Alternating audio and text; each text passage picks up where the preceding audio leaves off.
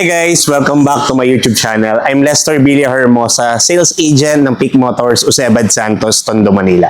For today's video guys, andito ako ngayon sa aming stockyard para discuss sa inyo konting quick review lang natin sa ating promo ng ating 2026 Xpander GLS Automatic Transmission. So guys, ano ba yung mga promo, freebies, and then ating mga SRP dito sa ating unit na to? So guys, panoorin nyo itong video na to para mas updated kayo sa unit na to.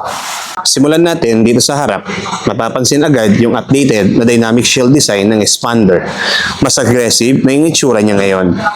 Meron tayong LED headlights at daytime running lights na nagbibigay ng modern look at better visibility sa gabi. Yung grille niya, mas refined na rin, nagbibigay ng premium feel kahit nasa mid-range MPV category siya. Sa baba naman, makikita natin yung fog lights na malaking tulong lalo na pag maulan o mafoggy ang daan. Sa side view naman, mapapansin mo yung mataas niyang ground clearance. Perfect sa lubak at baha dito sa Pilipinas. Meron din tayong itong 17-inch alloy wheels na nagbibigay ng sporty looks. Yung body lines niya, very sharp at modern, hindi siya mukhang boring na MPV. Plus mataas ang roofline kaya mas maluwag ang headroom sa loob. Very ideal para sa pamilya. Sa likod naman, isa sa pinaka-signature na Xpander ay yung T-shape LED taillights. Talagang standout siya, lalo na sa gabi. Malinis din yung design ng tailgate at hindi siya mukhang bulky kahit 7-seater siya.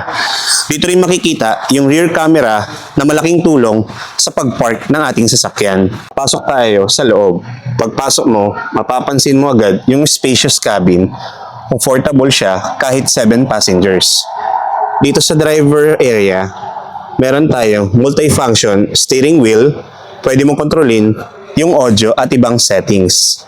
Sa gitna, may touchscreen, infotainment system na compatible sa Apple CarPlay at Android Auto. Yung aircon system niya, malakas, importante sa init dito sa Pilipinas. May rear vents dito para sa komportable ang nasa likod. Yung seat naman, fabric pero komportable at supportive.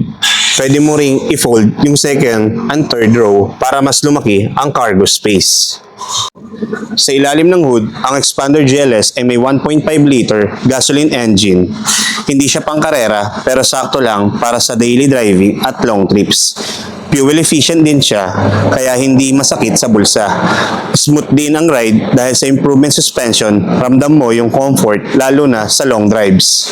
Pagdating sa safety, hindi rin nagpapauli ang Xpander. Meron itong dual airbags, ABS control, stability control, at hill start assist. Safe na safe para sa pamilya. So ayan, ang ating quick walk around ng ating 2026 Xpander GLS Automatic Transmission. Kaya kung naghahanap ka ng stylish, friendly, at pampamilya, ito ang solid para sa'yo. Alam mo ba na naka-zero down payment ang ating 2026 Xpander GLS Automatic Transmission? At hindi lang yon, meron tayong worth of 30,000 exclusive freebies na pwedeng ibigay dito sa unit na to. Kaya kung ikaw ay isang OFW, seafarer, seaman, or employed or businessman, tumawag ka na sa number na yan na naka-flash sa inyong screen or sa aking social media na nandiyan din sa inyong screen. So once again, I'm Lester Villahermosa, sales agent ng Peak Motors, Usebad Santos, Tondo, Manila. See you sa release. Bye!